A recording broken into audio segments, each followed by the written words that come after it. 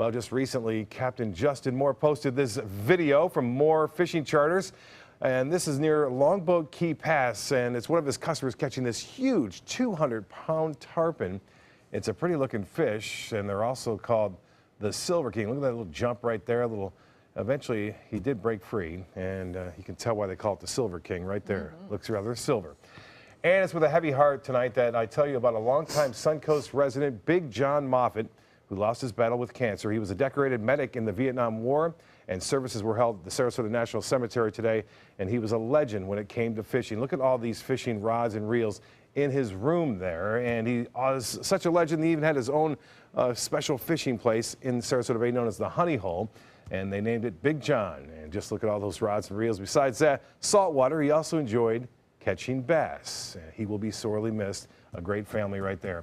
And keeping up the tradition, his granddaughter, Mackenzie Bella Riley, was busy this past week in Canada at Lake Draper, and he was doing what Grandpa loved to do, reeling them in as she catches this big smallmouth bass, or Canadian smallie, if you will.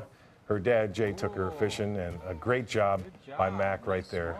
Great catch, keeping the tradition. I'm sure her grandfather would be proud. Yes, as Captain Johnny says, take a kid fishing. That's right.